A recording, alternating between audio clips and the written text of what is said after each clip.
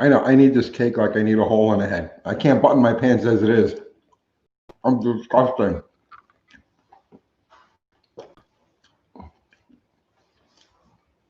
Are you talking with your mouth? I'm talking to YouTube. Oh, You need the card. Okay. Just take it all, Cat. Has my name on it. Everything's got your name on it. Thank you. Like nothing has my name on it. This is great. Back a little bit. George, what's going on? Drill Sergeant 666. Have fun. Luis, George, John, cult leader. Am I really a cult leader? Yeah. I kind of like that.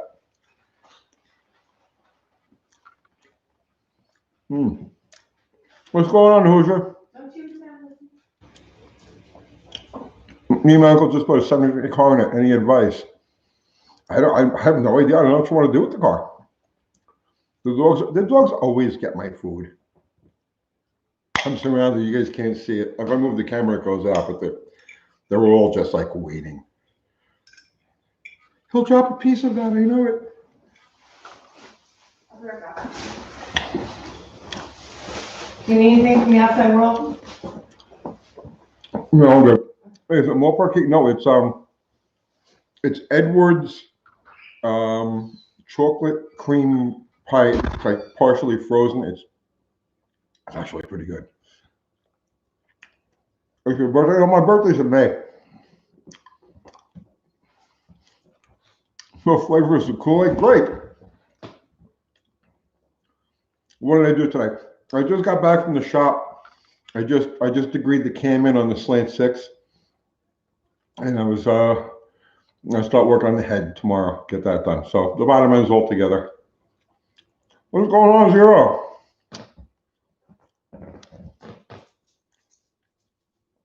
Build a Chevy. No, I mean, I got no room for everything. Be out. Today I just dropped the rest of the pistons and rods in. Just now I just stuck the cam in, degreed it. So I just got to put the head together and she's done.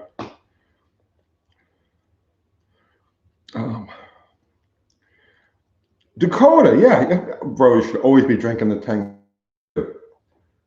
Take that several ways. What's going on, 426?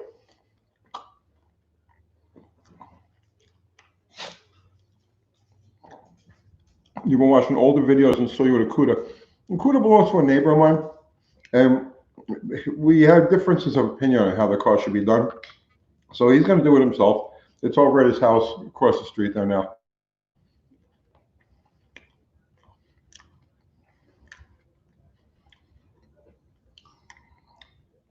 What is Jack?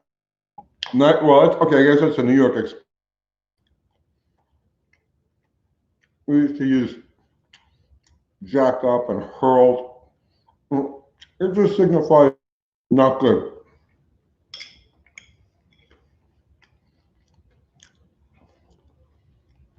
Oh, excellent, Bullnose. Glad you got it. Glad you like it.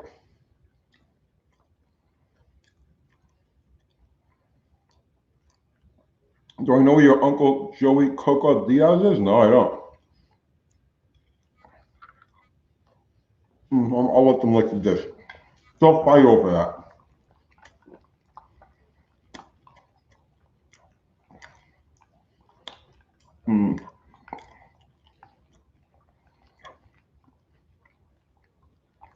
Oh yeah, they love chocolate.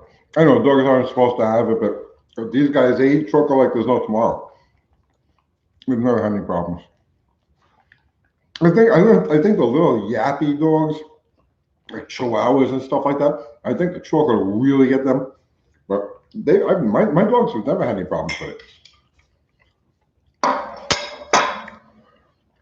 Build a tribute Rebel of the Road Hemi. I have no idea what that is. What's Rebel of the Road? Hey Eric, I know the world is always jacked up. Trust me, I know more than anybody else.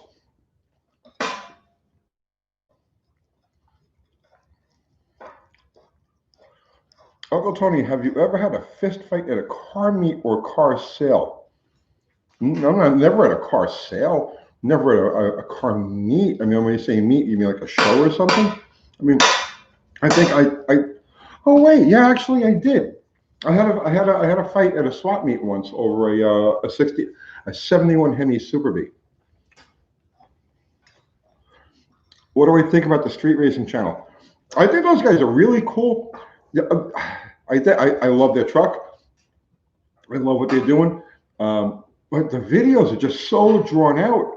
It's hard for me to watch them, because I got a pretty short attention span. So it's like I watch, like I said, I'm saying nothing bad about these guys, or their truck or anything like that. I love what they do, but like their videos are so long, and I have such a short attention span that if they don't punch me in the face with things like boom, boom, boom, I can't watch. John Wilburn, what's going on, brother man? John, I got the cam and the pistons, the bottom end is all together, the cam's in it, it's all degreed. I'm gonna put the head on it. I'm waiting on you, man. Buying a pallet and do a Cheech and Chong dude. I can actually, I like that, man. A partial, a rat lowrider with the Mexican dingo balls and stuff. Oh, I love that.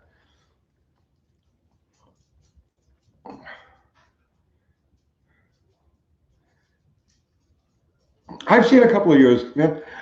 Like I said, I have a really short attention span. So it's like, I guess kind of like my videos kind of match my attention span because we jump right into it, boof, and it's like, bang, bang, bang, bang, bang, and it's like, okay, done.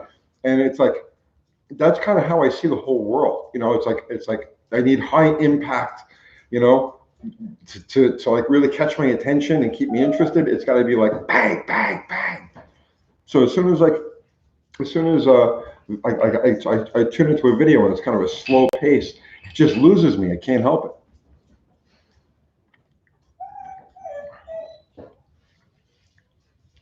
You had to fight the yard boss in a pickup park. Oh, I've had a couple of junkyard fights, especially in my younger days when I was a kid. Hang on, I gotta let Darla out. I'll be right back. Okay, there you go.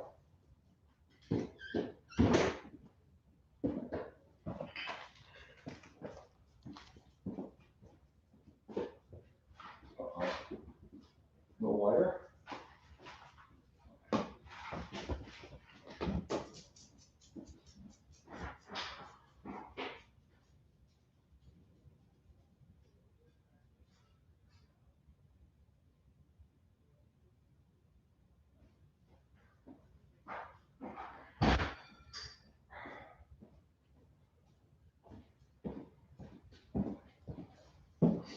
Okay, sorry about that.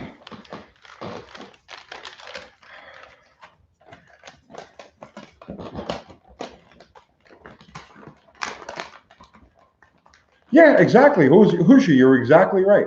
There are so many. Yeah, and that's the beauty about YouTube, because it's like I mean, you hit it right on the head. Some guys want to go for that journey, you know what I mean? And they just want to like they're living vicariously through your videos. So they like the long, detailed things. If it's a half hour, an hour, they'll sit there and they'll just absorb it all, and they're going along for the ride. And others of us, like I'm ADD to the point of really I'm autistic, to tell you the truth. I mean, they didn't have that diagnosis when I was a kid, but I know I'm autistic. So it's like if things aren't really fast and really like impactful, I drift away.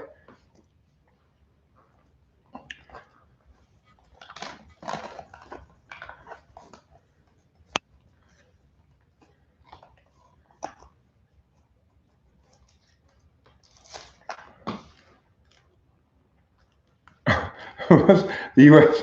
is so jacked. I had a bum steal a lower control from my '73 Dart at the back of my truck at work. Yeah, man, it's like we're getting hit by all angles.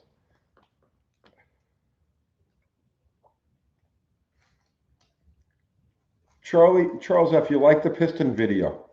Okay, cool.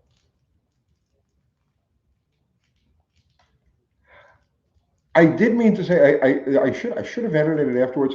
when I was talking about measuring the big end of the rod with the caliper, I should have said 1,500, right? 1,000 and a half, and instead I said a half 1,000, which is wrong. Okay, let the trolls have it.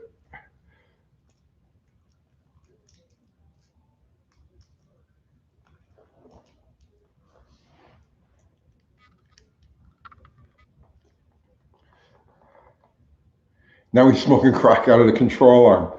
He's the fanciest crack pipe in the neighborhood, right?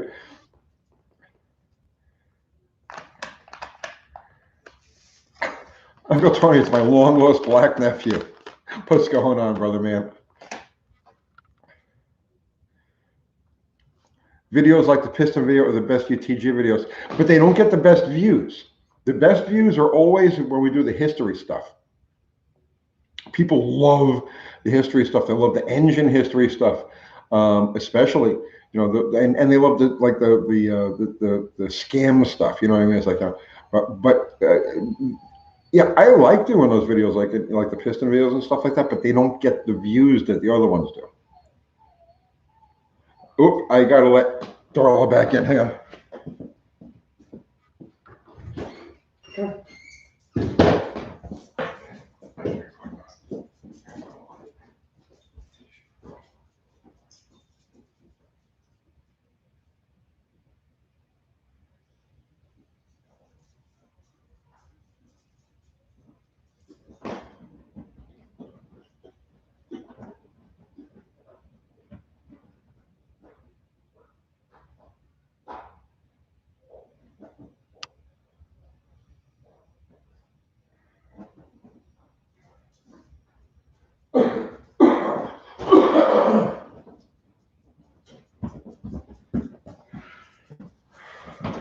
I'm back.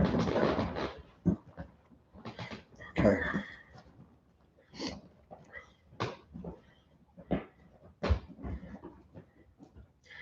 Yeah, tool of toilet. Yeah, anything over 15 minutes, I'm probably not clicking on it.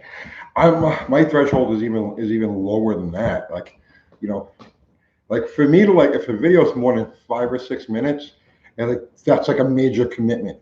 You know what I mean? It's like it has to be on a subject that I really want to see.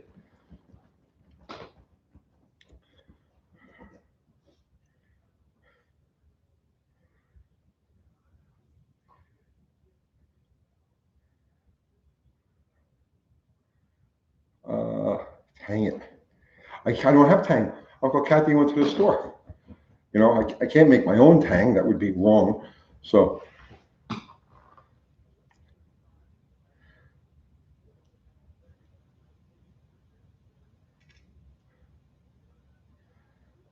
well, John, you don't need to watch my tech videos. You got your own, man. I mean, I do these things for the beginners. You know what I mean? For like the guys that are just learning. I try to keep stuff as simple and as affordable as possible.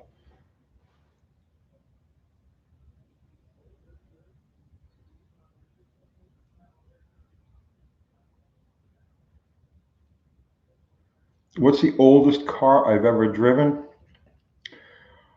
Oh God. 39 or 36 Plymouth. I drove a 36 Plymouth. I drove I drove a couple of cars like that. Like, but it's like they're so interspersed through my distant past that I don't really.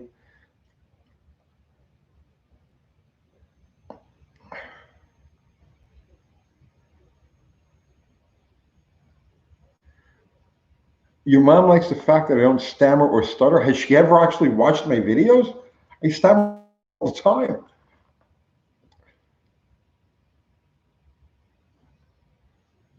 Ever think about doing an extreme budget Mopar build and doing a giveaway? Have you seen Battle Rocket? We were just talking about this. Yeah, minus the cam lifters, push rods. I have $12 in that engine. That engine is. I have $12 invested in that engine.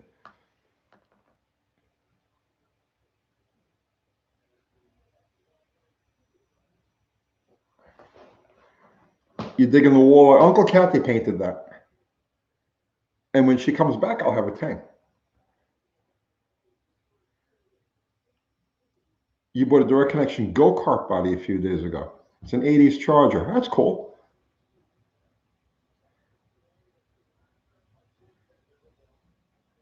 I don't stutter, but I use studs. I don't know what you mean by that, Chen. What was the story about my headers glowing red at the harbor? I don't know what that is. I mean, I've had plenty of red glowing headers, but I don't recall one at a harbor. Am I going to get a microchip? No, I'm not going to get a microchip. You know I'm a Mopar guy, but what's your opinion on the Bullet Mustang Charger chasing the movie? It's a great chase. I mean, I've watched it 1,000 times. My opinion of it is they I mean, what's not to like? It's the Bullet chase scene.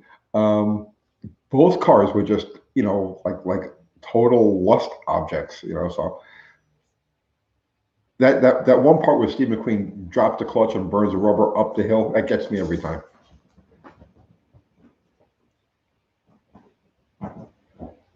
Yeah, John, it is a different crowd. I came home. I was at the shop. I came home. I'm looking at the TV, and I'm like, yeah, I can't deal with the commies right now. So let's go online over here and see what you guys are up to. Do I know Ben Affleck? No. Why would I know Ben Affleck of all people?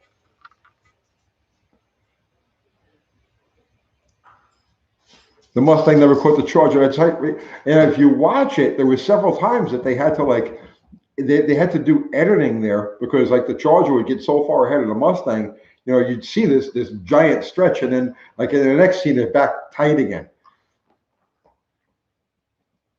Do I know Frank Park out of Georgia? I don't know him personally, but we exchanged a little bit here. Rex Racer, you should always use a torque plate when rebuilding an engine.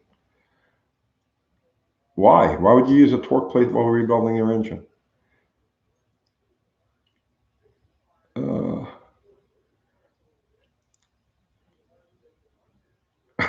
Terrence is stealing work Wi-Fi. That's cool. You're interested in reversing the cylinder heads on a Pontiac 301 to see if it makes a difference. I'm not familiar with that at all. Why would you want to reverse the cylinder heads? They should be the same side to side, no?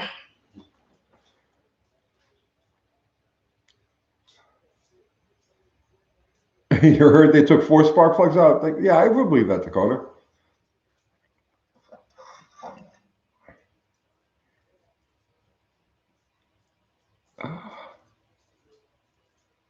You would like to be able to rent classic muscle cars for one day, like about 10 cars, and drive each one 10 miles to the next shop and trade it for another one.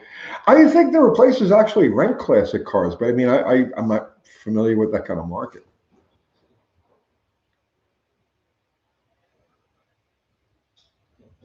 What's wrong with the 351? Nothing. Question, can I put 429 heads on a 460 block? Yes, you can. Yeah.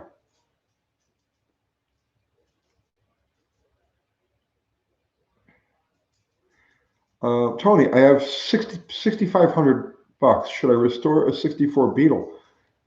Why not? I love Beetles. I know John Wilburn's a Beetle freak.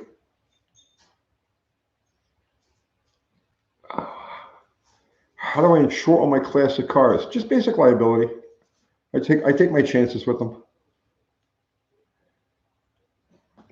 What's wrong with the 198 slant? Terrible geometry for torque. The rod is too long, the piston is too small, and the stroke is it's not a good motor. The 198 was only the 198 only exists to create a step up option to the 225.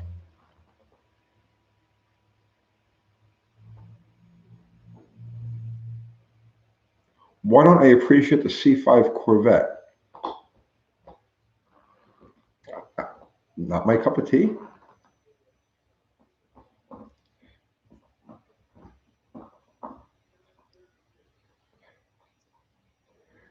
Sean, this is check out the Zinder 21C car. I have no idea what that is. What is that?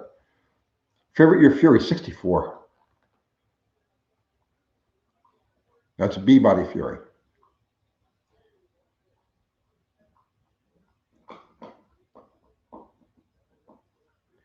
No, John, the 198 was not an evolutionary step. Originally, you had the 170 and the 225, right? So you had the base engine and then the step-up engine. So when it was too expensive to produce two different complete slant six lines, you know, the lower deck and a raised deck, they just made both engines off of the raised deck. So there was absolutely no reason whatsoever to put a shorter stroke in a 225 block. And that's what a 198 is. A 198 is a 225 block, 225 pistons, but it has 300 thousandths longer connecting rods and a shorter stroke. There was absolutely no reason to do that other than have create an option to step up to the 225.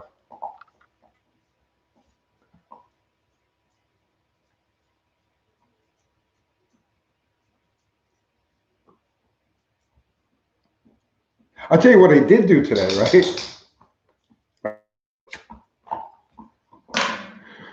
This morning, I was like, I'm looking at things I want to, like, you know, clean in detail, right?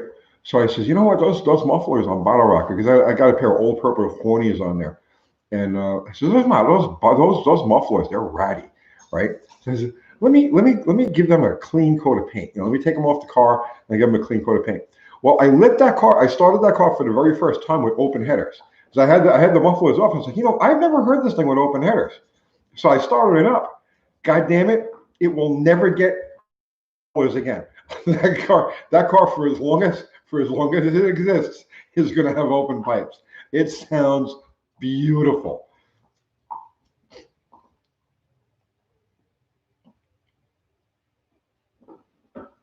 Yeah, they should have kept the 170, John. The 170 was it.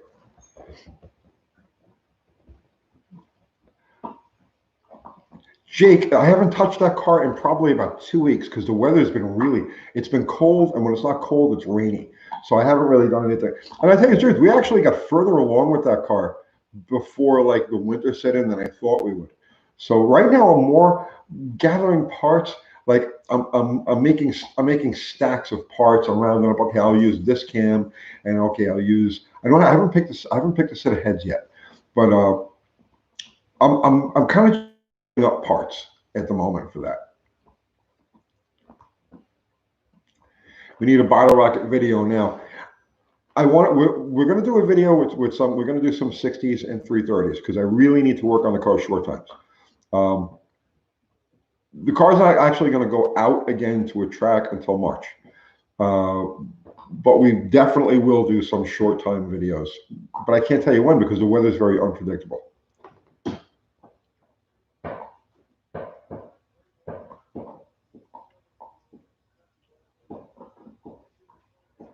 Lint, I guess a fetish exists for everything. Actually, yeah, a fetish does exist for everything. There's a lot of really crazy people out there.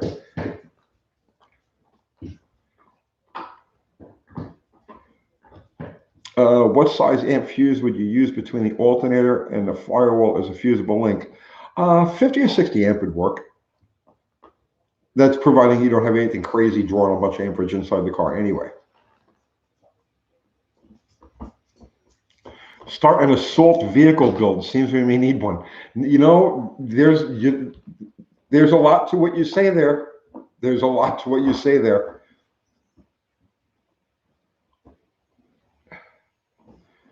Thoughts on the Power Nation channel? I can't say what I really think about them because they're like right up the road over here, and they'll send somebody to put a hit on me. So, like,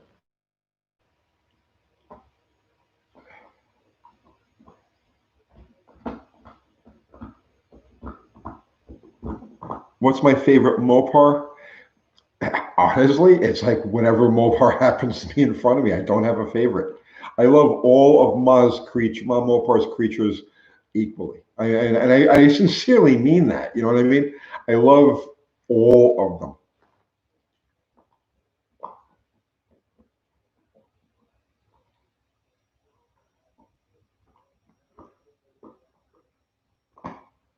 Ram Charger is an assault. It can be.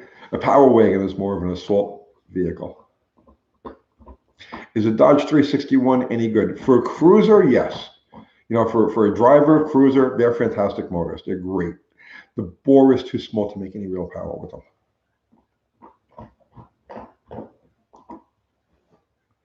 What do I think of the Ram Charger and the Lone Wolf? I've never seen it. I've never seen it.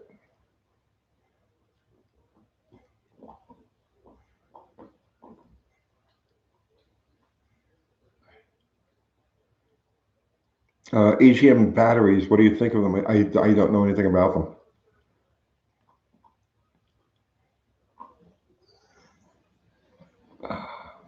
Dodge Twister, Plymouth Twister, Dodge Sizzler.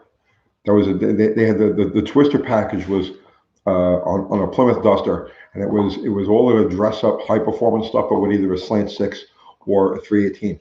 And the Dodge Demon had a Sizzler package that was the same thing, but nobody ever remembers the Sizzler package. They remember the Demon or the Twister. Here's my favorite car chat question. What's your favorite TV show, auto sponsor, and your favorite car from any show before 1973? Well, my favorite show, hands down, is Green Acres, but they were sponsored by Ford. The Beverly Hillbillies had Chrysler, right?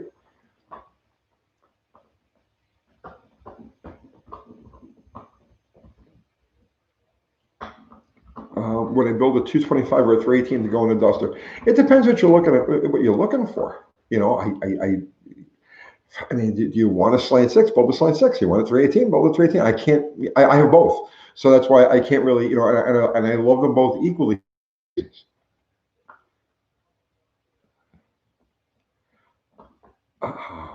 Adam 12, yeah, Adam 12. There was a lot of Mopars on there.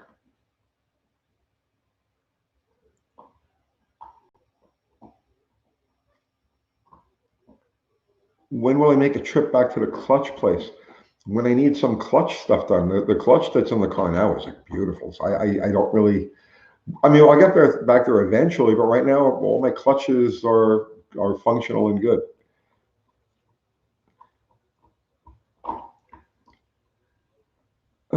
Would I put an electric fan on an inline 6 to make more horsepower? It's more beneficial on an inline 6 than it is on a V8, you know, because you got that much less percentage of engine doing the work. So any way you can reduce parasitic drag is going to work more so on a slant on a straight 6-cylinder engine. V6 straight 6 doesn't matter than it would on a V8.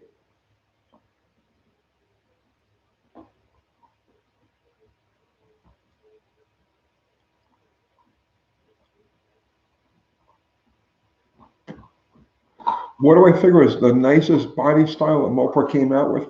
I like the 66, 67 Plymouth B bodies. I think they're beautiful.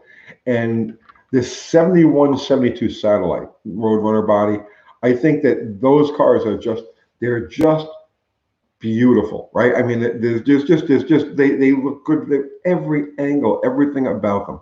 But I mean, again, see, I love them all. So it's hard for me to pick a favorite. Do I use any cordless electric impacts? I don't use anything cordless. I actually, you know, something that's funny too, because I was just hanging the other night. I had to put up blinds. Uncle Kathy bought some new blinds for the kitchen, and I had to put them up. And I was saying to myself, you know, I am the last person on earth that doesn't have an electric, you know, a battery powered drill. So I went up to the garage. I grabbed a regular drill and an extension cord and did my thing. And it's just like, I just don't like the idea of battery powered tools. I mean, for me, I mean, they're fine for everybody else, but it seems to me that anytime I've ever used anybody's battery powered anything, it always dies right when you need it the most. So I don't know. I would rather just drag the extension cord out and do my thing.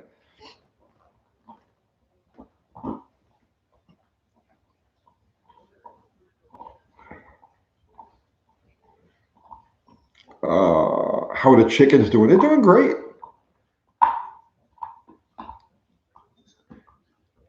Shifter on the column or on the floor? I prefer column when it's practical.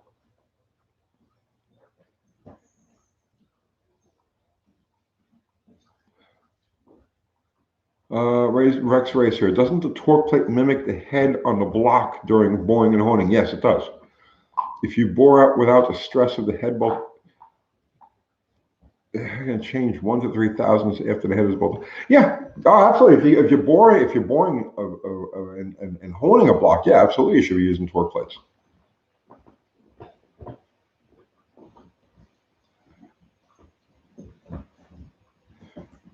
Did I wrench any 427 single-eight cam engines on my nitro days? I didn't wrench one, but I was working with a guy named Jim Barolero. He's in Knoxville. He's dead now. He passed away a couple of years ago. But for a while, he was building a Nostalgia Top Fuel car, and I was going to work with him, and he was going to use cameras. He's the guy who knows Crispin's Comet and Nicholson's flip-top car. So he was building a front engine dragster, and we were going to go Nostalgia Top Fuel racing. And he wanted to use the camera, and I was going to tune it for him. So I spent, I don't know, I guess probably a whole winter really, just immersed in camera stuff. You know, I trying to come up with a plan. You know, because the motor is definitely unique. It has some characteristics of the 426, some characteristics of the 392. It's actually like if you were to take a 426 Hemi and a 392 Hemi and split them right down the middle, there's the camera. You know, from a geometrical and a functional standpoint. Never mind, forget about the cams being on top of the heads. That has nothing to do with anything. But the engine itself is a cross between the 392 and the 426. So I spent a good deal of time immersed in camera knowledge, camera culture. I did a lot of research on Pete Robinson's work. We actually tried to find the motor, one of his gear drives, which is a weird story that goes off into a whole different place. But yeah, I spent several months very deep in camera culture, lore, and mechanics.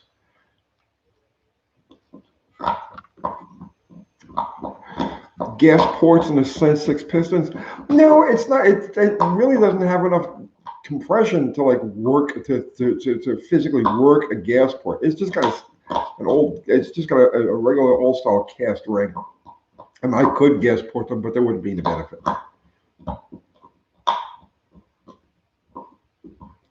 I tried that years ago. I tried gas port and everything. When I first learned about that, like when I was, like a teenager, and that was the thing, that was like the high science deal, gas porting. I drilled so many holes in so many pistons. I mean, you have no idea. And I never really saw any difference. At the lower levels that I dealt with, that type of thing, you don't see it. You just don't see it.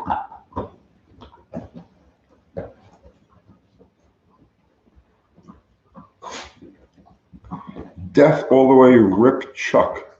Did Chuck die? Who's Chuck? And how did he die? What do we think of these ceramic coated pistons and valves? It could be a benefit. I don't know. I don't know. We ran coated pistons. Coated pistons first became popular back around with the nitro cars in 92 or 93, but we didn't notice any difference. We blew this stuff up whether it was coated or not.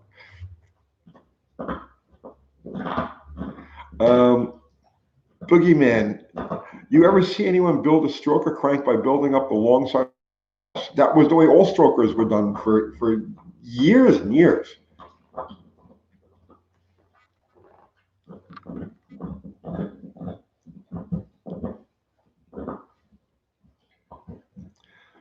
Hey Tony, the last video you did about pistons, do you really measure the crank bore? You're talking about on the big end with a digital caliper, or do you measure it with an inside mic? No, I'll just use a caliper on that.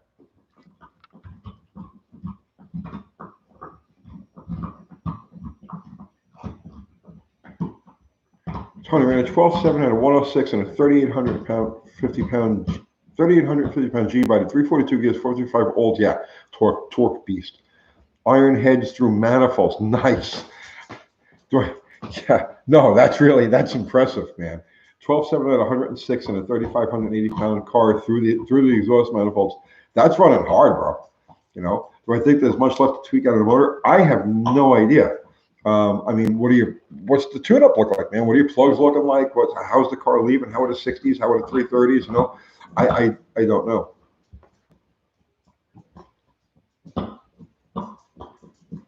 Yeah, Daniel, I said before on this video here on this live, I misspoke when I did that video. I should have said 1,000.5, but instead I said a half 1,000. I'm sorry. What I meant to say was 1,000.5, not a half 1,000. I should go back and edit that, but we'll just leave it be.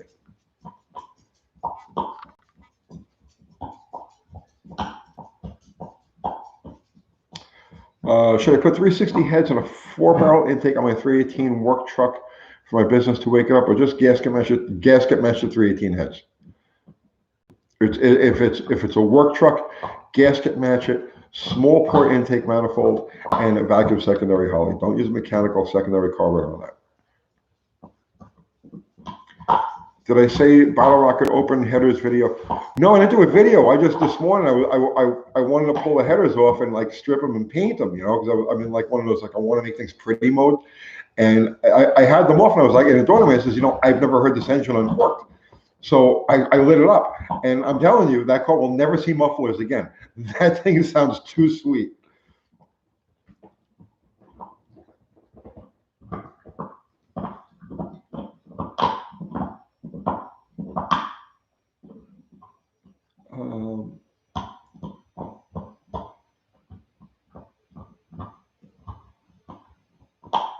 Let's see. What about motorcycles? I have hundreds of motorcycles. My motorcycle days are over. I'm done. Yes, I've visited the Chrysler building many times. I was in that area a lot. So, you know, there you have the Chrysler buildings. Bruce, at what point do you consider an engine changes to a performance build? At what point do you consider engine change? Oh, so in other words, like, at what point do you change parts? Man, that's hard to say. There's a lot of engines that you go in that you're working with. Like, for instance, let's just say use a 318 for an example, but the same could be said for, like, you know, various Chevy motors or Fords, and it doesn't make any difference. If you're starting with an engine that you know has known deficiencies, known performance deficiencies, like for instance, the cam on a 318 is tiny, tiny, tiny. It's intended to be a torque cam. It's not supposed to make any power. It's not supposed to really move in the air. It's supposed to give you, you know, off idle power and smoothness to around 3,000 RPM. That's where it's happiest. So if you know the engine that you're starting with and its deficiencies, right off the bat, you would want to make those changes. But other than that, I wait until until I'm convinced that you cannot possibly get any more out of a combination through either timing or jetting or driving technique or anything like that. I wait until I can't get anything else out of it. I know I can't get anything else out of it. Then I'll sit back and I'll say, well, where is this thing lacking? Is it lacking downstairs? Is it lacking upstairs? You know, and then so I tune things to the nth degree. I mess with things I tinker constantly, right? Before I make any actual changes. Because honestly, once I've made a change, I hate to make another change. I like to do things like that, kind of like once.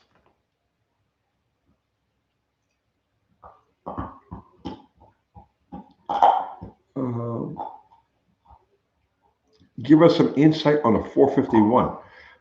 There's really not much insight to give you. You take a 400 block, take a 440 crank, turn the 440 crank main bearings down to the 400 size, so to turn the RB main journals on the crank down to the B motor size, and get yourself a set of pistons to work with it, and you've got a 451. There's nothing to it.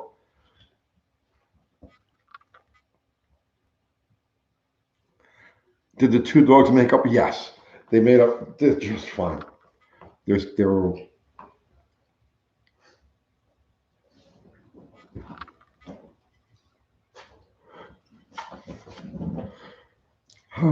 Daniel Ferry, yeah, no problem, man. That's why I do it. You know, I enjoy passing the knowledge along. You know, You have no idea how happy I am that you get something out of it.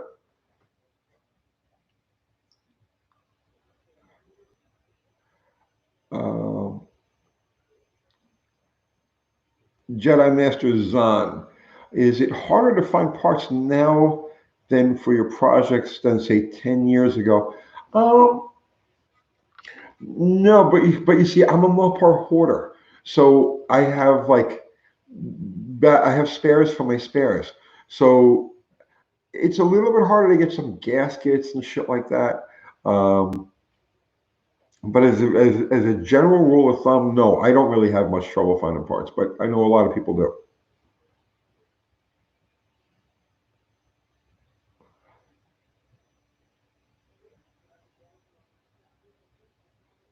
You run all your pistons backwards now because of Uncle Tony. Don't credit me with that, man. That's actually from the direct connection, the engine, the direct connection performance books. They were recommending that back in 1969, 1970.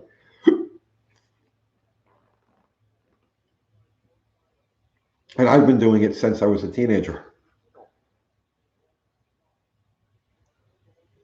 Can you run with a lock distributor on a daily driver? Yeah, I do it all the time.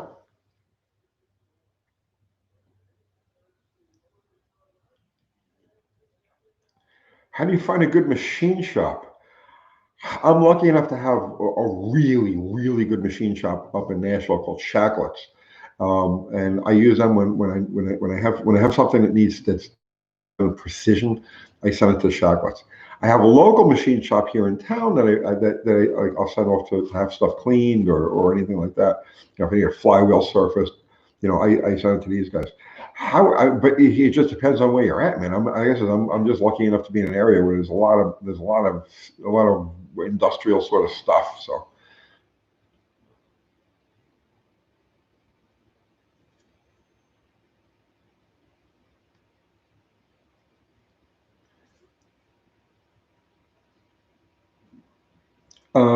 Would you ever consider getting another 8793 5-liter LX Mustang if you got a good deal or one? No, no. I'm done with that. I had my fun with that.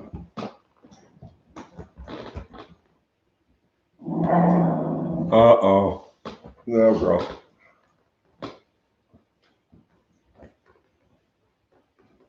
Ever work on Mopar motorhome? Yeah, probably a time or two.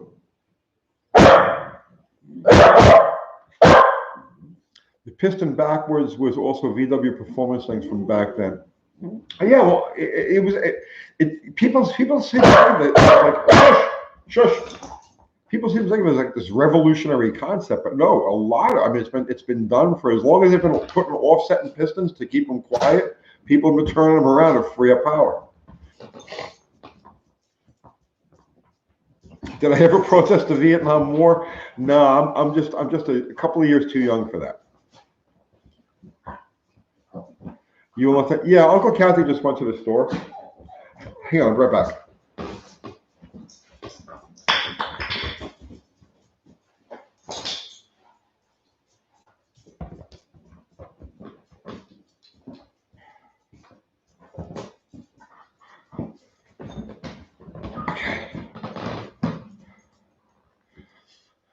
How many dogs do I have? I have four. Maggie's over here. That's Darla behind me. That's Lily over there. Lily's the one you always hear yapping in the back, and that's Poppy.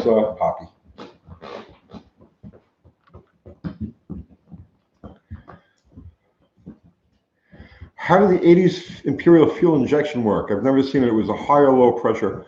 Or was it major? Yeah, electronics was the problem with it. That was a bad system.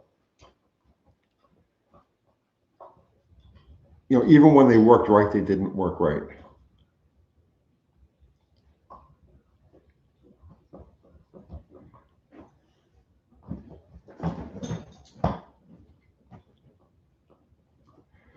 Yes, I'm out of prison. No, death row wasn't that bad.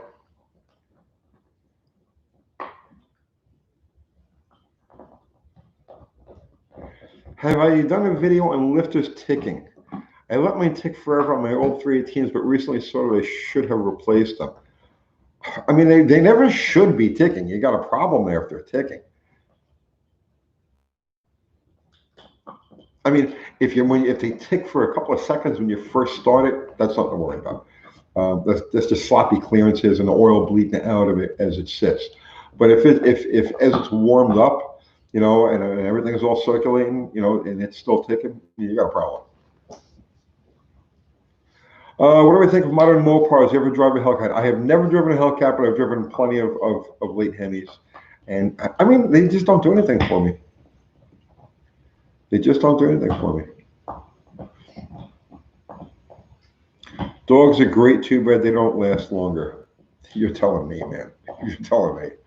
I have pictures of this Lola and Daisy and my Trixie roll on my mantle over there. I know. Please, you have no idea.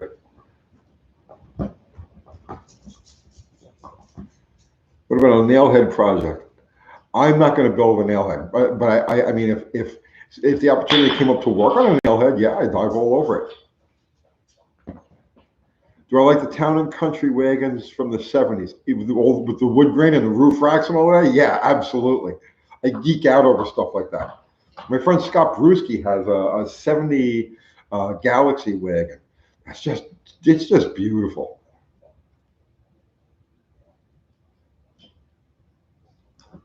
How do you tell the difference between a lifter tick and a small head leak? You mean a small header leak? Yeah.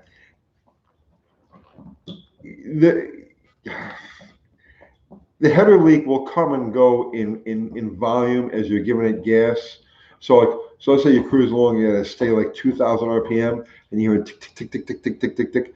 Well, the header leak will change. You give it a little gas, but not enough to change the RPM. The header leak will come or go to get louder or quieter, but a lifter noise won't. It'll stay the same. Are you going to put an aftermarket exhaust on the Miata? I want something that gives it that British, that MG sound, right? So I got after I get it running, I got to see what it sounds like when it's running, and I'll decide what I want to do with it from there.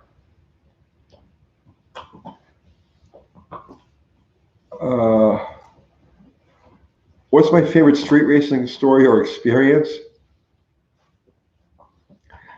The time I raced Scotty Guadagno in his shop truck versus my friend's bar. I told the story once before. I was supposed to race Scotty PG. I drove a Hemi. I used to drive a Hemi Challenger for this guy, and it was a 4-speed. It was a 4-speed car. It had like basically a super stock motor in it. 1432s, no cage or anything like that. It was a fairly quick car. And I was supposed to race Scotty Guadagno's deuce and a quarter. He had a nitrous deuce and a quarter. So we were supposed to race. So that night, it was about 11 o'clock. I wanted to do a test hit with the car. So we brought it up on the West Shore Expressway. Go to do a test hit. Pull second gear. When I pull second gear, the trans just let go, right? So that was the end of that. So we go to the spot where I was going to meet Scotty. We towed the car over there. And Scotty pulls up with his pickup truck, with a shop truck. And I was like, "Where's your car, man?" He says, "I blew it up." He says, "I want to do a test hit with it." And I hit the button and whatever happened, happened. So he says, "Sorry, I told you we were going to come out of your race. So, we brought the truck, He says, "Well, same thing here, man. We blew up the transmission on the car. It's toast." He says, "But we got to race anyway, right?" So we had, the only vehicle we had was my buddy Neil's girlfriend's Nissan Sentra, and Scotty had this big old pickup truck, old Ford pickup truck. So at any rate, I'll make the story short. We go and we race these two things, and it's like a slow motion drag race, right? And I'm looking at him, and he's looking at me, right? Like the whole way down, we're glued, like just like bumper to bumper. Like there's just nothing between us. All right, we got to rerun. It was too close to call at the other end. So we go, we got to rerun this. So we go back, we run it again. Same exact thing. We're looking at each other, right? Just like locked eyes instead of like looking at the road. We're like looking at each other, like it won't go any faster, right? So we go back, we're gonna do it again. So I grabbed the spare tire and shit like that out of the car. So let's lose some weight.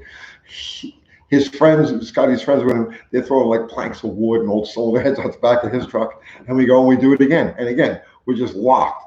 So we go back to the starting line, and now we're finding everything we could take off of this car. Like everything goes. We're ripping out the floor mats, and the trunk mat, and the jack, and like just anything that's in the car. We take the glove compartment out, leave it on the side of the car. They're doing the same thing with theirs. They pull all kinds of shit out from the inside of the car. We go, we race again. Boom! We're still locked, dead to dead, head to head. We got to run one more time. We go back. Finally, it was like winter time, so I was wearing a heavy leather jacket and boots and the whole bit. So I stripped butt ass naked, and I got in the car. And Scotty, they did whatever they did, and I eased them out. I just barely. I mean, like when they tell you, like we're getting towards the finish line. I'm looking up at him, and he's starting to drift back a little bit. I beat him by maybe a foot, but that was it. Yeah, because I drove it butt ass naked. That was my favorite street racing story, or favorite street racing experience.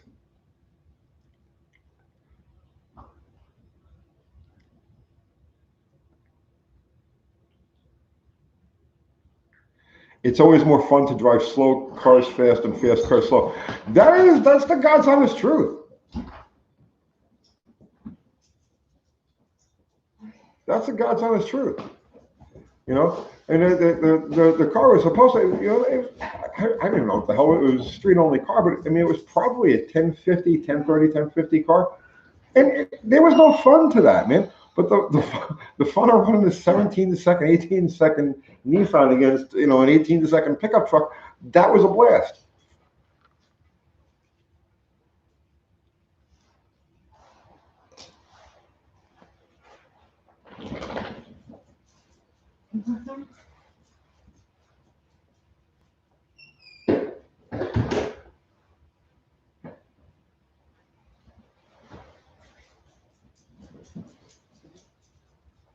You think it was a simpler time when I did that? It was probably 1984.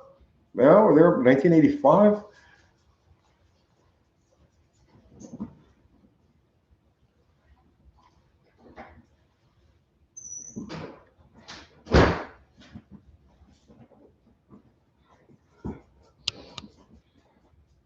The slower you go, the more time you get to drive. That's the truth. I often say, one of the best races I ever saw with Uncle Kathy was on an 8th-mile track. She took one of our cars here, Mrs. Landy. It's a 64 Dart with a 170. The car is slow. I mean, it literally runs 20-second 8th-mile times. And she was bracket racing against this Olds Bravada, right? And it was the slowest drag race. And it was so, like, she was way out there before he got the tree. And I remember he got the tree, and I'm watching him, come up on it like that. And I was like, I'm like standing up. I'm like, go! It was great. Yeah, it's funny. The most fun I had drag race was like the slowest drag race, and the best drag race I ever seen was like the slowest drag race I ever seen.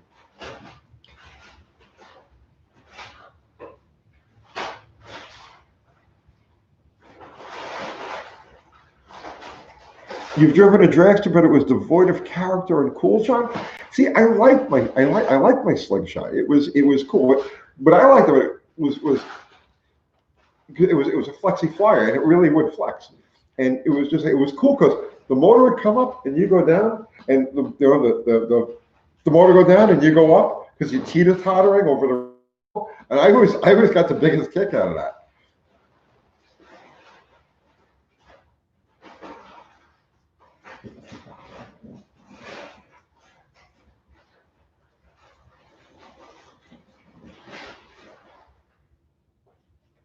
You want?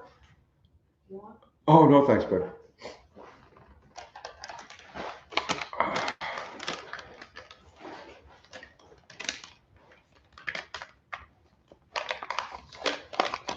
Is the 340 considered a small Hemi? No, not even a little bit. The 340 is a true inline wedge.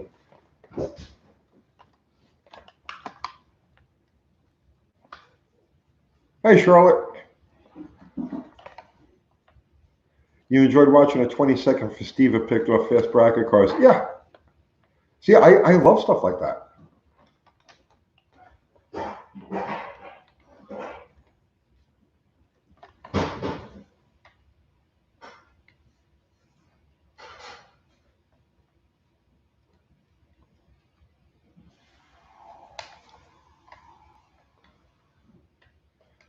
Is 340 a giant killer, not a Hemi? It is a giant killer.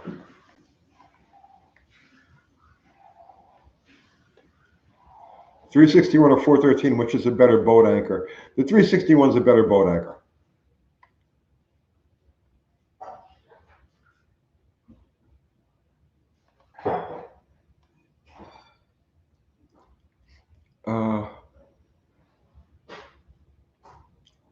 Do you like any exotics like Ferraris? No, really, not my cup of tea. Not my cup of tea at all. I was watching a video last week.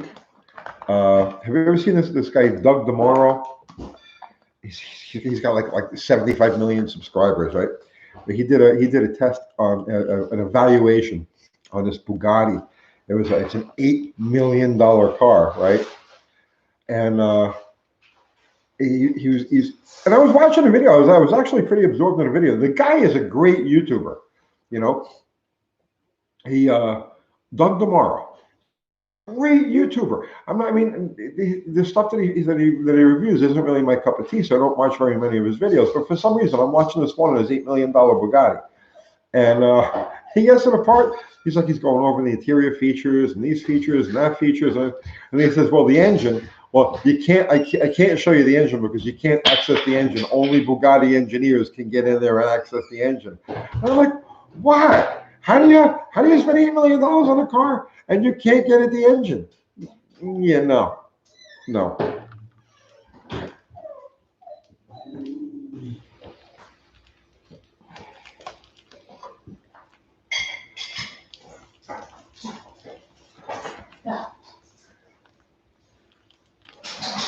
How far have you bored a 318? You can go. Generally speaking, on an earlier 318 block, you can go to 4 inches with no problem. If you can, polyhead. I know lots of people have taken polyhead 318s out to the 4-inch plus 40 340 size. I don't know you really want to go that far.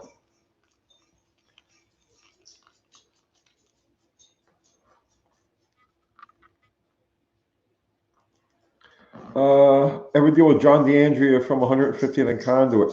I don't think I had any dealings with him. I remember him vaguely.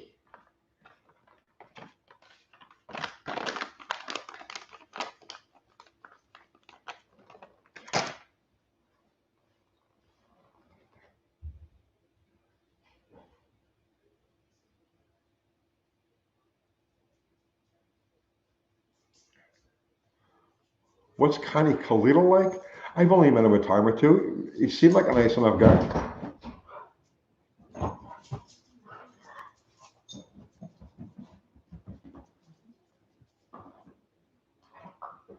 Do you plan on running any of your builds on Nitro on the channel? When I've got to the point where there's enough steady income and there's a bit more of a crew, because I work by myself, we will start working on the Helvedere. But I'm not touching that until we got to go a little bit, we got to get a little bit further along with this business. And then I can start devoting time to that.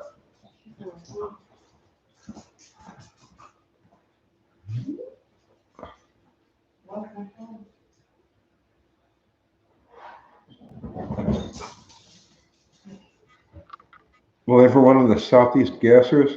Probably not, because I don't have anything that really fits their profile. I'm not going to put a straight axle on the car just for shits and giggles. You know what I mean?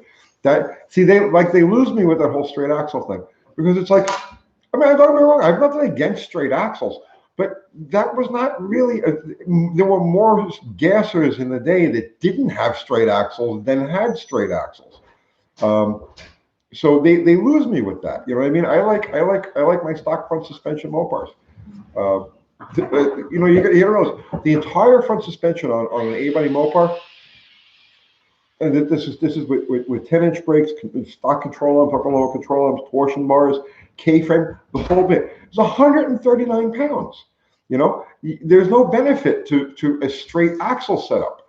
So that's why I'll probably never have anything to do with the Southeast gases because of that.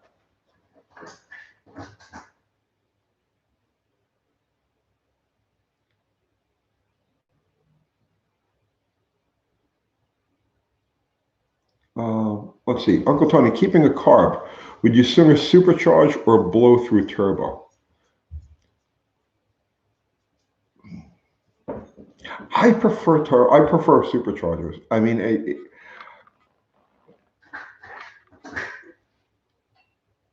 the turbocharger is more efficient, but I prefer superchargers.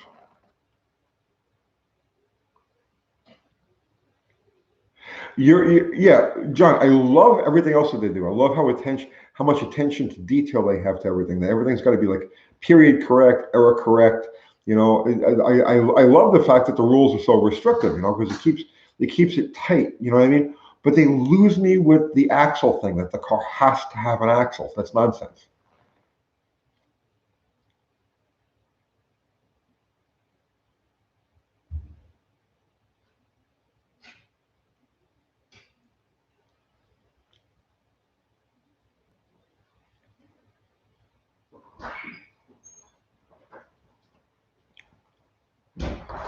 Baby, you got something burning in there. Yeah, I can't find my phone. You want me to call it? I'll call it. I gotta call Uncle Kathy's phone because she lost her phone. Let's see.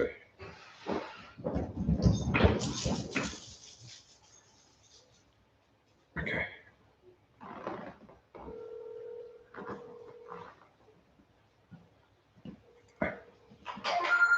Where is it?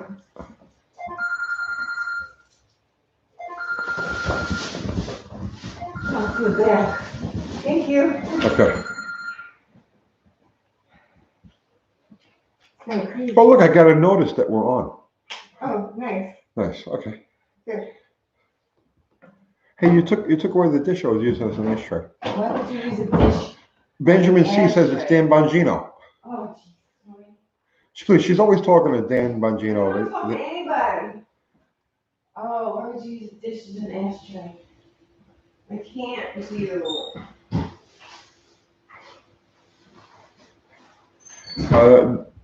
Daniel Ferry, your video on the okay, yeah, definitely try that. Yeah, let us know how that works out.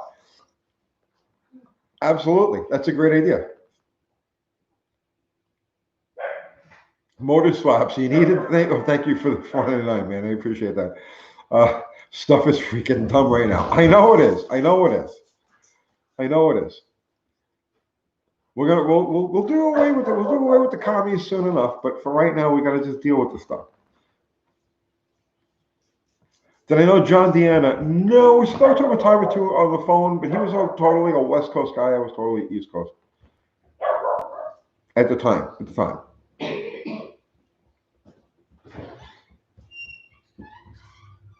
What's my favorite year of the Coronet Super B? Super B 70. Go out, go out. In or out?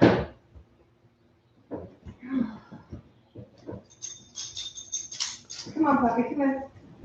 Puppy, let her in. Come on, puppy. Let's see. Come on, puppy. Let's see. Uncle, we just have to bunker down and wait for the commie storm to pass. I'm waiting for it to get here. I wish it would hurry up and get here already.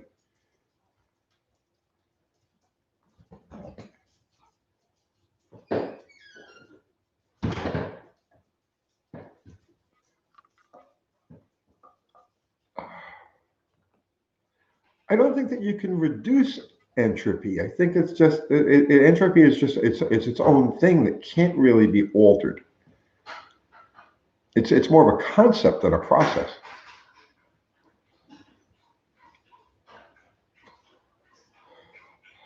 Are there any ways to limit power losses in auto trans and rear end?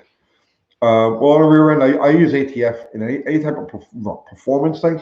I always use ATF in the rear ends. As far as power losses through the trans, ask John Wilburn. That's his that's his forte.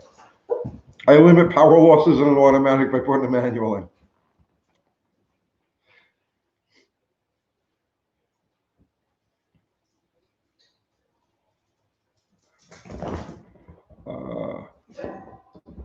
Okay.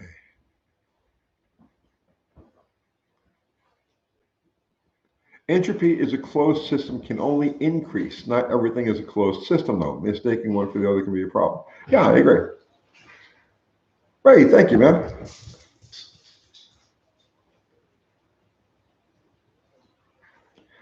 Tony, can you build a 426? I assuming you mean Hemi, out of aftermarket parts. I've built literally dozens and dozens of 426 Hemis out of nothing but aftermarket parts.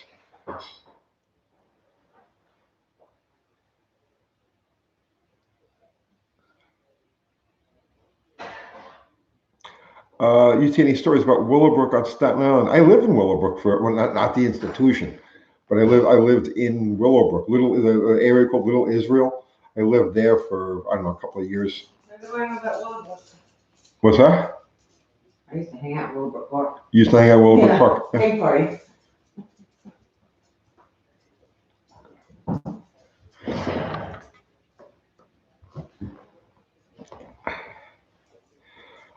Could you explain using transmission fluid in the rear end versus gear oil? It takes less power to turn.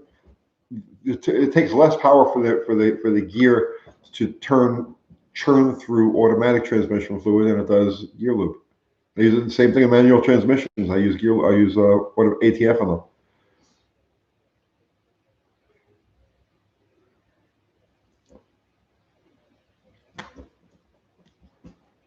What's up with the 73, 74 road? It's a 73.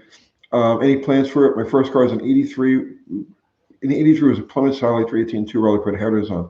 I would love to see you do something with that. There's really nothing for me to do with it. It needs a paint job. I got to repaint it, and I got to do the interior. The interior is a little shoddy, but there's really nothing to do to the car, which is why it just sits there. There's nothing to do. It's a running, driving car.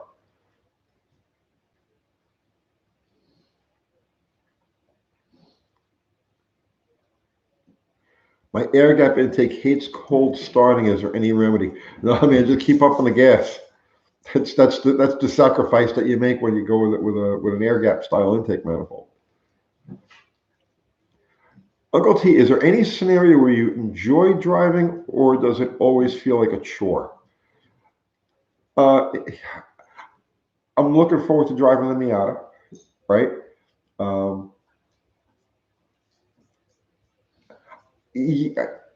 As far as like in a performance thing, yeah, it's always a chore to me. I would much rather have somebody else drive, and I stay off on the side and tune and tweak and work and stuff like that. That's what I like to do.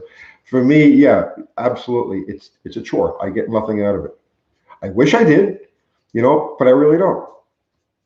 And when I start getting into a faster type of car, I keep saying this, I have vertigo, very bad. So when there's changes in height, changes in acceleration, deceleration, I get very dizzy. It's like, so maybe that's why I don't enjoy it as much as I should, because it's like I have everything to do to focus on keeping my head like where everything isn't going like this. So maybe that's why I really don't enjoy it. It's a lot like work. What do we think about karma? I don't think I know.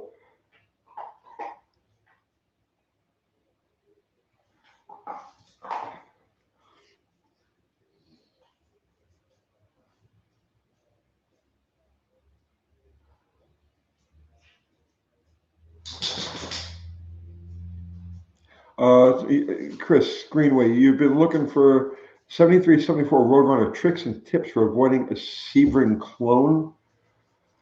Well, the Sebring had all that weird looking side trim on it, honestly, just pull off the trim. Just pull off whatever trim the car has, and it's no longer a Sebring. You've got a Roadrunner.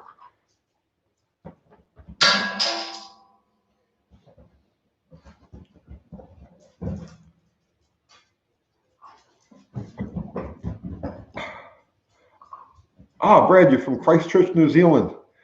Thank you, brother. So ATF and the diff is a right to street drive with. I don't think I would, no. Okay, regular street driving. So in other words, like car, you're just gonna get it, drive it anywhere, anytime, wherever you're gonna go. No. Put gear lube in it, right? But for a performance car that you're only gonna take out limited mileage, you know what I mean? And it's mostly all you're gonna do with this thing is you're gonna drive it to where you're gonna like blast it, and then you're gonna drive it back, or you're gonna tow it to the track, make your runs, tow it back. Then yeah, ATF. But if it's something that you're going to just like get in and drive regular, no, use gear lube in the rear.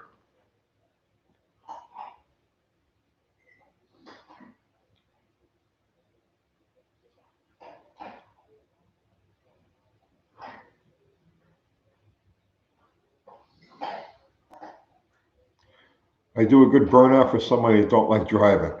Well, I mean, listen, I've been driving since I'm 2 years before I got my license. You know, I've you name it, I've driven it, but I just don't. That's not my thing. I don't enjoy the driving part of it. I enjoy the working part of it.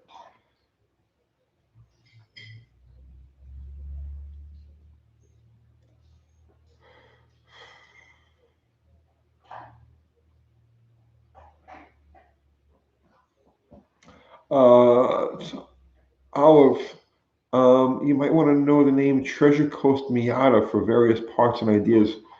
What the spec Miata people are doing. Treasure Coast Miata. Okay, I'm going to remember. Kat, do you remember Treasure Coast Miata? Well, I'll just put it in my phone. I'll text it to you. Yeah, text that to me. Okay. Thank you, Olive. How do I feel about the Mercury brand and why their classics so cheap compared to Ford's? Because the Mercury didn't really have that aggressive of the, you're talking about like the 68, 69, 70, 71, like that. Mercury was more of a luxury car. It didn't really have the performance image, although they look badass. I mean, they're really, but they didn't have quite the image. They had a little bit of extra weight to them, you know, because they were a Mercury. So they're a higher level, higher trim level. So, you know, it's just people, when they think performance, they don't think Mercury.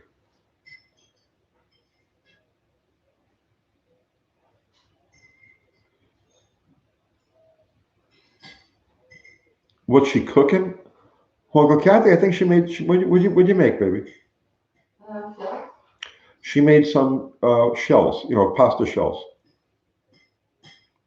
I'm hungry. No, I'm good.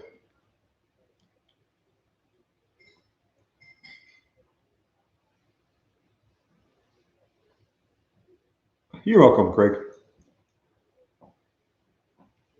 The off-brand is where the deals are in classics. You got that right. Look at the deal that my friend got on that Buick, right? $2,200. Not a speck of rust on that car. Straight body, you know, because it's an off-brand. If it was the equivalent, let's say, like, you know, Chevelle, it would have been a $10,000 car.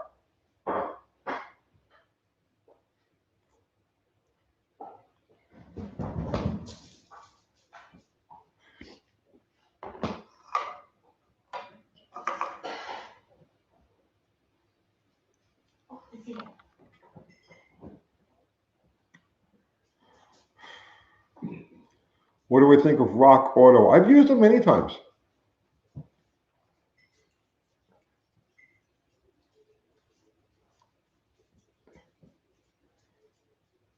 Oh, if you went looking for the Buick Special in Georgia, he mentioned, it's a beautiful car. It really is. There's something, the way that front fender on that car, all of those like those compound like lines and whatnot, crazy.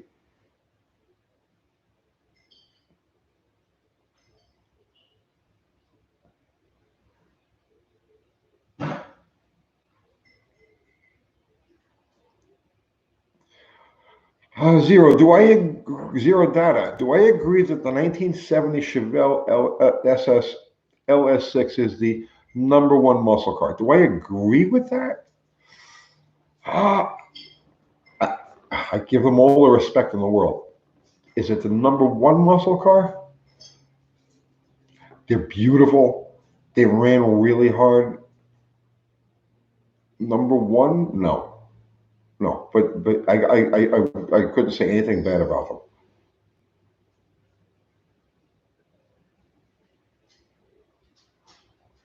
If you remove a power steering pump, can you use the original steering box? Or what all do you need? This is on a '79 Mercedes 300.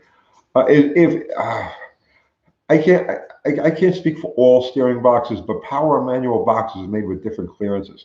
So when you don't run fluid through a power box, there's slop, and a lot of extra effort. So I couldn't give you the specific on that steering box. But generally speaking, it's not going to be good. If LS6 is not, it's close. Yep, that's right. Tony, how did you get your wife in the cars too? She was already. She was, yeah. We met because she sent her mom out to try to buy a '69 Charger that I was driving.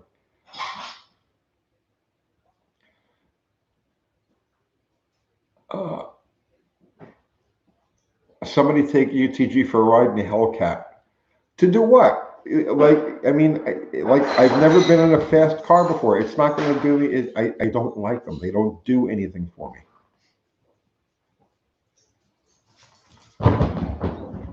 Listen to me when I tell you. If I wanted a Hellcat, I would have a Hellcat. If I wanted a Dodge Demon, I would have a Dodge Demon. They don't do anything for me. I have to look at the whole car and be attracted to the whole car. I have to, you know what I mean? It's like I have to love it mechanically. I have to love it from the inside out. And there's nothing about those cars that appeals to me.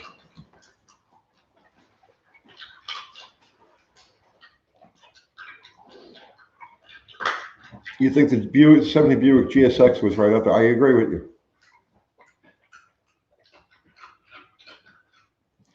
Stock to stock, the LS6 and the GSX, stock to stock, right? Just off the showroom floor, no modifications. I think the Buick's actually got the LS6 covered.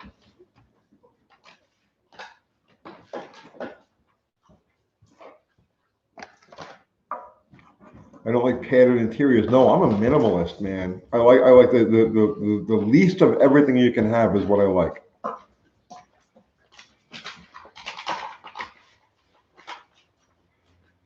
Chris Greenway, how did I collect my mass fleet? How did you mediate between the hobby and family life? Well, I mean, my kids are grown. But no, but even when they were young, when my kids were young, I was wrapped up in the whole drag racing thing. Like, that was my deal.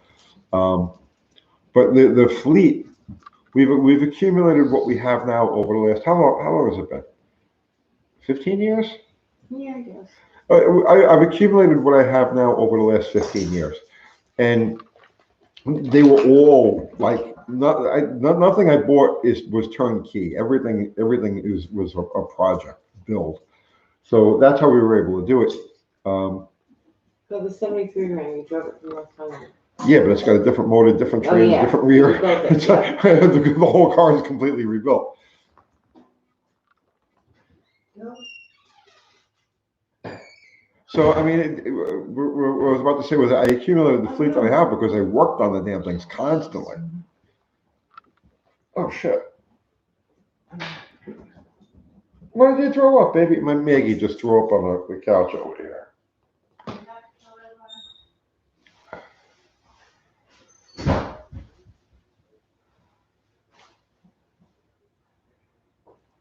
You miss steel painted body color in the car's interior. Yeah, I agree, John.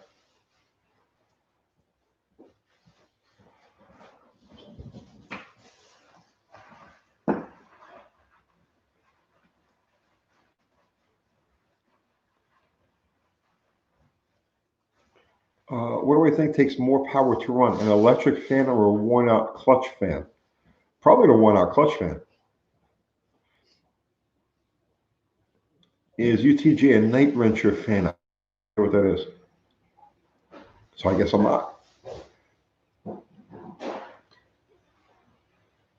Uncle Tony, Cletus McFarland just got a Miata. Well, the Faster Proms has had that V8, that LS Miata for a while.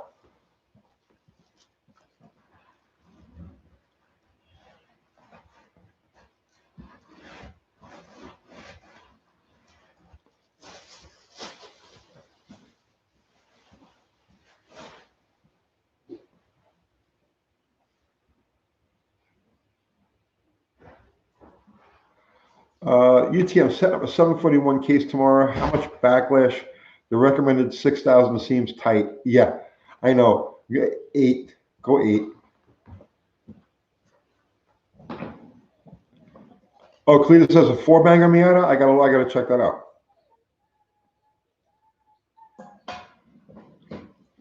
How much oil is being distributed throughout my 440 at 5,000 RPM? Probably close to 3 quarts.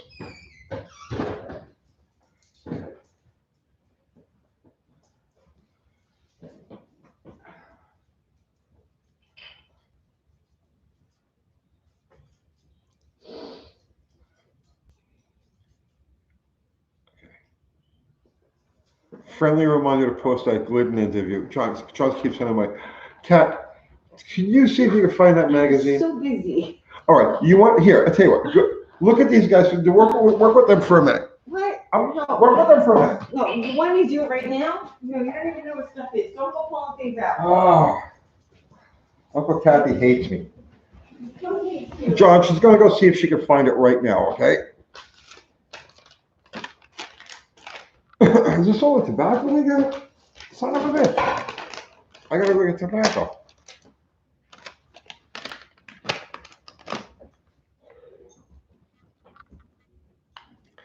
The LS Swap Miata doesn't do much for me. Yeah, it doesn't do anything for me either. I like the car because it's simple, because it's easy to work with. You open the hood, boof, there's the engine. It's a nice, simple front engine, rear drive car. You know, it's light, it's happy. That's what appeals to me about the car. I don't want it to be a beast. I want it to be a fun, happy car. Ever thought about a rest-on mod, or have you done one? No, I've never done one, and I won't. It's not my cup of tea. Not to say that you shouldn't do one, you know, but they don't. The rest-on mod doesn't do anything for me. Oh, I'm fine for this. Okay. All right. She's got a stack of my old magazines here. Let's see if we can find that one. Oh, I gotta find it. Are you serious? I gotta read questions and not. All right. I'll look. What magazine is it in? Drag Racing Illustrated or Action, whatever the hell it was.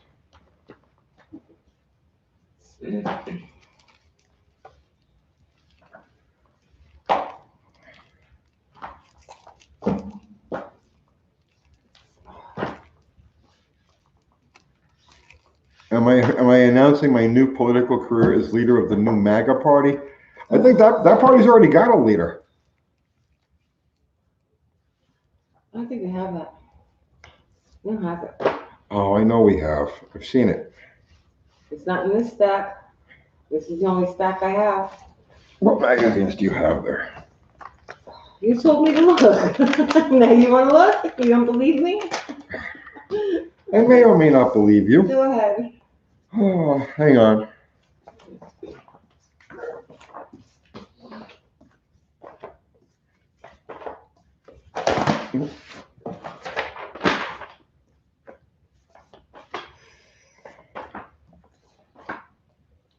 Was it this one?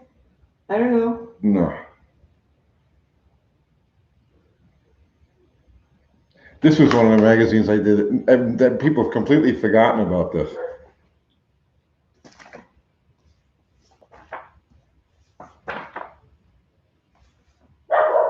The same issue.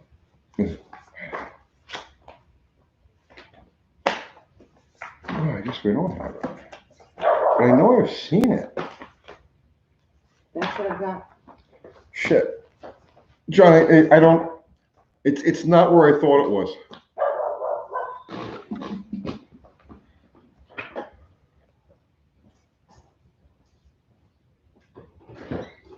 Come on.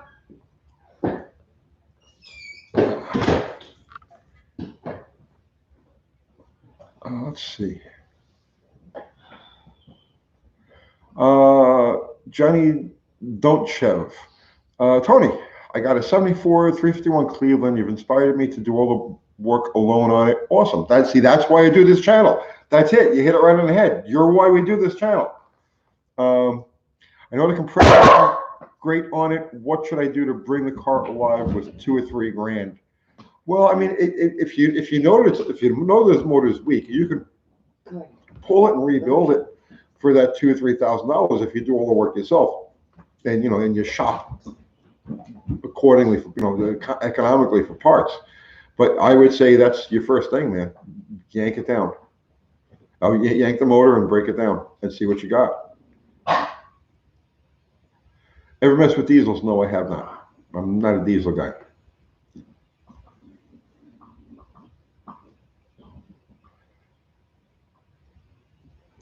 Where did early videos of Bottle Rocket go? Engine build videos. I should probably do a recap video. I pulled them for political reasons.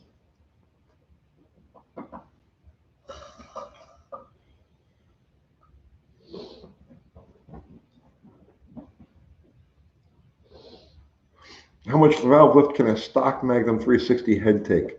The retainers hit the guides at about 550 thousandths.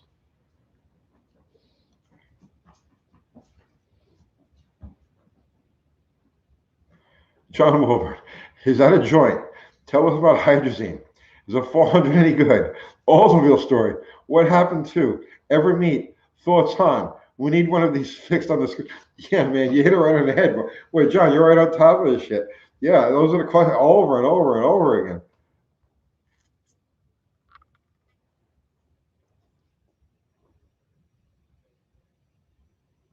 Tony, what should the distance be between the oil pickup and the bottom of the pan? Right about ½ inch. ATS Cat is a real sleeper. Yeah, it is.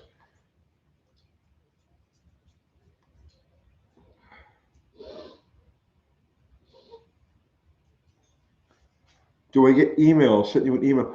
Thousands of them. Hey, Uncle Kathy, how many emails you got backed up here? Don't even ask. I probably have. I'm behind 20,000 emails. I don't know. Uncle Kathy is currently waiting through 20,000 emails. She's behind 20,000 emails. Oh, okay. I'm guesstimating. It's something like it's probably not that far off.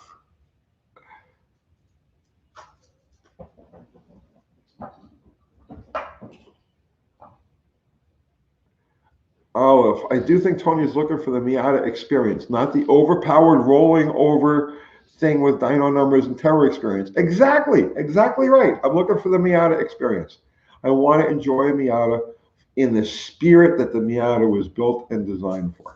Let me tell you something. I'm doing this my whole fucking life. Cars my whole life, right? Cars. I have never, since I picked up the Miata and I start reading about them and I'm watching videos and learning and talking to people, the Miata is the only, listen to me, don't take my word for this, right? Go find anybody who has anything negative to say about the Miata. It is the most universally loved car. There's no criticisms of the Miata. There are people that say that later versions aren't as good as the early versions, and that's fine, right? But the Miata is the most universally loved car I've ever, and I want to know, that's the car that I want. I want to enjoy the car that is universally loved.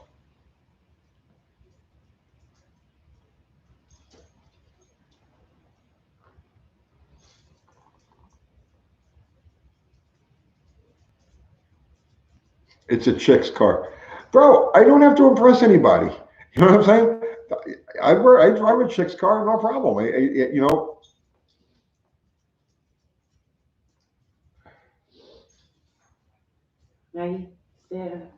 Tulis is the only people who dislike the Miata never drove, owned one. I think I got to agree with that.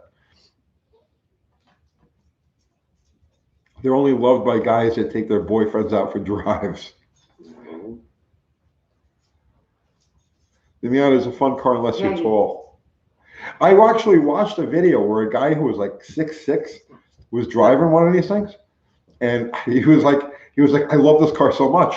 It sucks that I can't fit in it. He's got to look over the windshield or under the windshield, But even him, Maggie. Excuse me. He was like jammed into this car and like couldn't find a comfortable position, but he was still raving about how perfect the car was and how much fun he was having driving it. So it's like, You know, even people who don't fit the thing love it.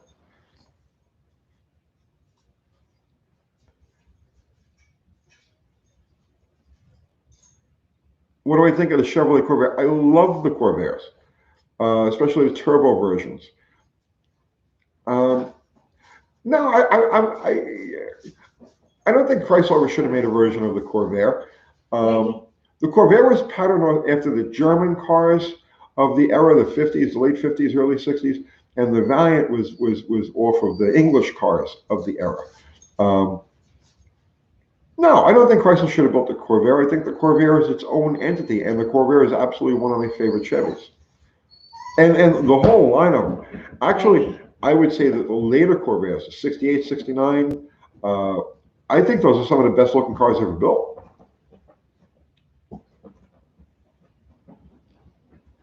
In fact, I always had a preference for the Barracuda notchback versus because the notchback reminds me of a Corvair.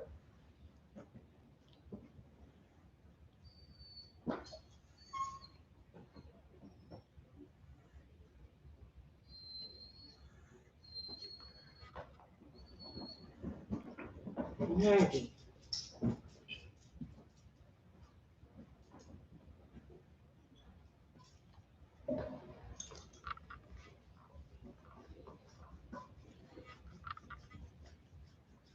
Times two in the second gen Corvairs. You right? They're beautiful. They're beautiful cars. They made the best looking funny car bodies of that era too. 67, 68, 69.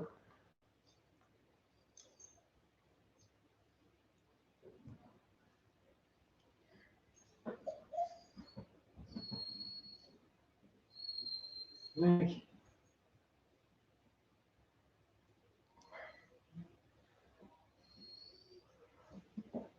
Doesn't like the Hellcat.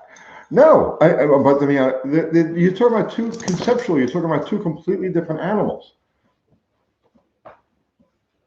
I like the Corvair because it has no pretense. It has no air of aggression. It has no. It's just an honest little happy car, and I like that. You know, I mean, you got to realize I've got like fuel altereds in my past, right? I don't need that type of thing anymore. I don't really have any desire for that type of thing anymore. But I do have a desire to enjoy a little fucking sports car and drop the top and just have a nice sunny afternoon buzz, and then like go to a parking lot and try to order crosses. Something I've never been able to really do. So I don't need anything that has a lot of horsepower. I have no desire for it, honestly.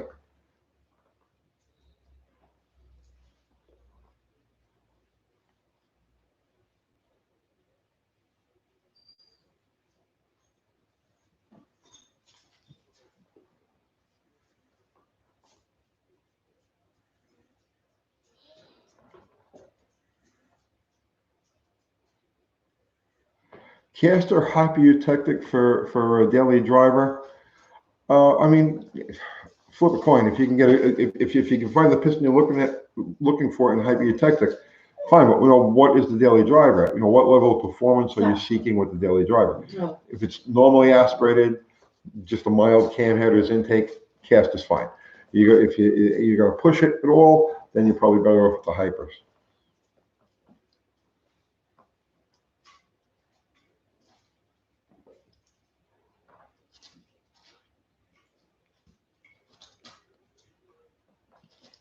What's she doing?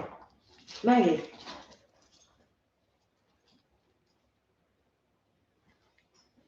Have I looked at the Australian Valiants of the 60s and 70s? Yeah, but they don't exist in my world. Like it's not something I can actually touch because they never came here, you know. So as cool as I think the cars are, they don't exist. I love those Utes. I if we had those here in this country, we would have sold a bunch. They would have been very popular, but for some reason they never did it here.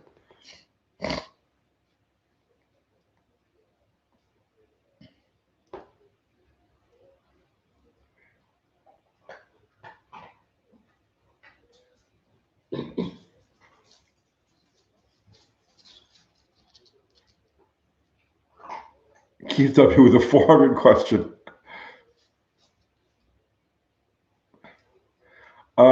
Heck, I'm contemplating between a C3 Corvette or any 70s Mopar. What do you recommend? The C3 is, how do you not love those cars? But it just depends what you're looking for, man. Are you looking for the Corvette experience, which is its own separate thing, or the Mopar experience, which is its own separate thing? You'd have to flip a coin, which one turns you on. That's the one you go with.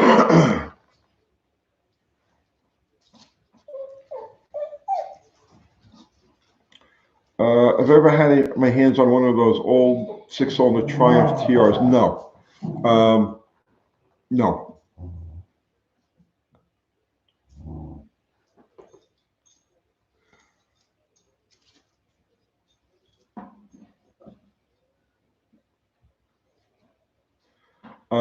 When am I finishing the Slant 6 build?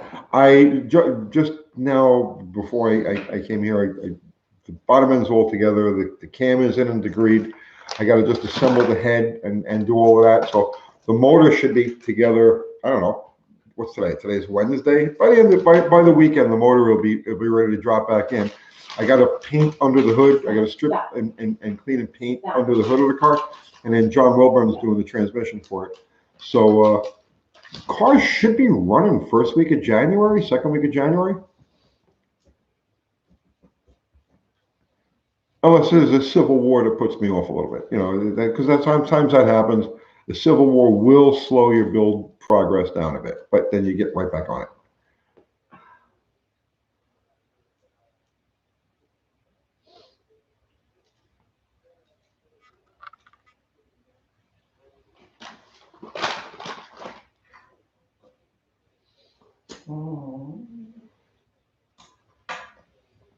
One of my favorite swap meets. I used to love the Englishtown swap. That was I vended there for years and never missed it, man. It was like your whole life revolved around the Englishtown swap meet when I lived up there. But obviously that's gone. I don't know. What are my favorite? Don't really have any favorites right now.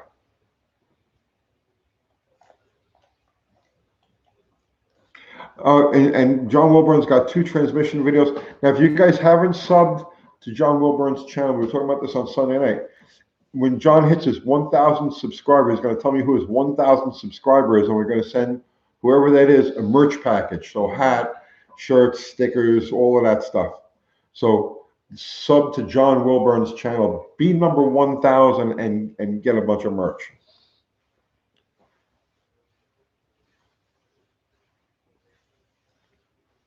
Ever riding a gas turbine car? No, I have not.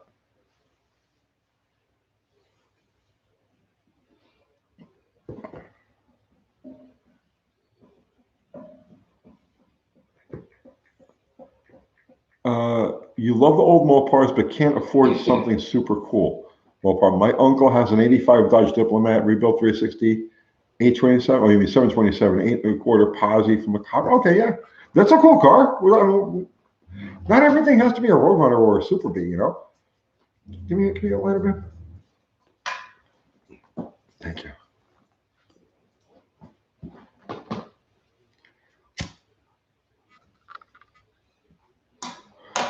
John, how many subs are you at right now?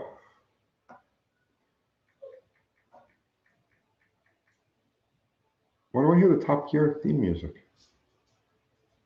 Where's that coming from?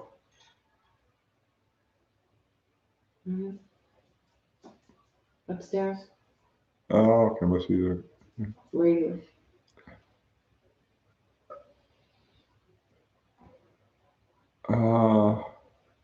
The coolest cars are the ones that make you smile. I agree with that 1,000%.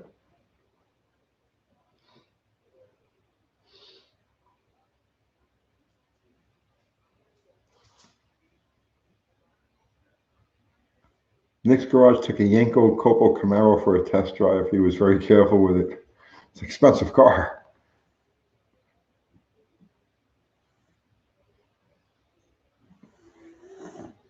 Leno says his pull's like a 318.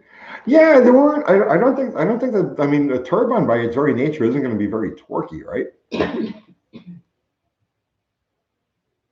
But I imagine once you got that thing rolling,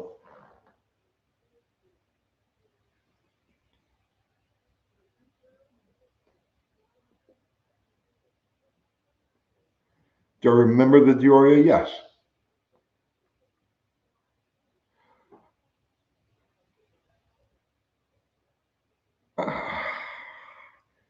What do I think about Graveyard Cars? And I haven't watched it. Yeah, I haven't watched it in a while, but it was on the TV for a bit. I've seen probably a couple of seasons worth of it. It's okay. It's a good show.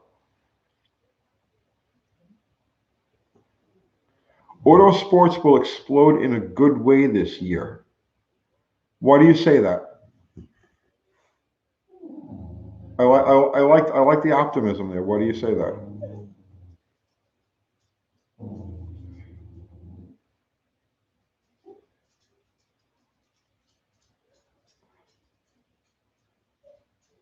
Good night, John. Murata or Magnum? Murata. Did I like the Dioria for what it was? It's a neat truck. I like that the clone. It's not really a clone, but the Dioria style thing that what's his face? Ian Russell built out of the Ford. Yeah, neat stuff.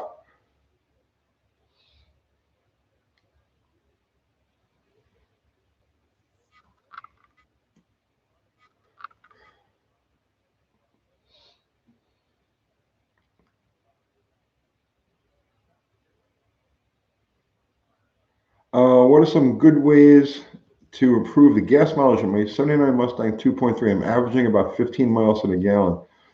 Yeah, you got something wrong there. She should be doing a little bit better than that, right? 18, 20, I would imagine. Geez, I don't know. I don't know. I mean, all of the tune-up stuff is in spec. Timing belt hasn't skipped a tooth, and you're running a little bit retarded cam timing. I don't know.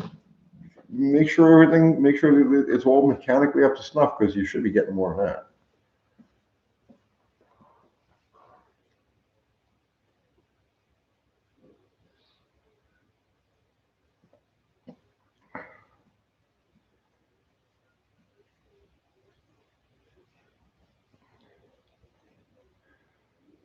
What is my opinion of the newer muscle cars? My opinion is they're fast. They're amazingly fast. They're ludicrously fast. I'm very impressed by their performance, but they don't do anything for me. They don't talk to me. So they just don't do it for me. IROC or Firebird? IROC.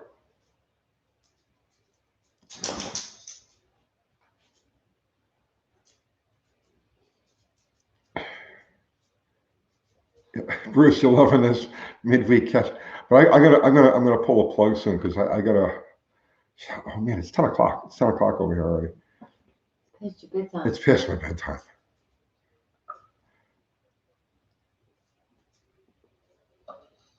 That's right, Christmas presents. Roll up your windows, Honda-matic. I tell you, you're gonna do Dukes of Hazzard jumps with that Valiant building. I'd like to see how far that thing will fly. I bet you we can get some distance out of it.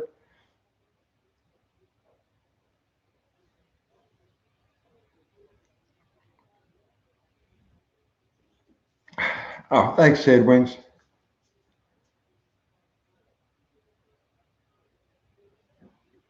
Larry, you've noticed that the nostalgia double fuel old scene is growing slowly but steadily out west. I don't. I see. I don't see any of that stuff. It's like I'm really divorced from it all. Thank you, Jay.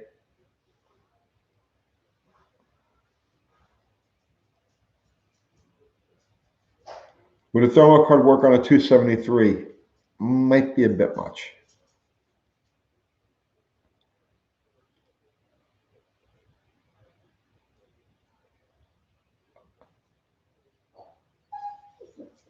All right. So, guys, I'm gonna call it a night. I clean up, crash, and get an early start tomorrow. So I hope this is a little bit of distraction from the news of the day. And I know it was for me. So thank you for everybody who come and hang out. And Sunday night, every Sunday night, 7 o'clock. So I don't know if any of you guys don't know about that or whatever, but come hang out Sunday night. John, Zero, was Aria Frubar here?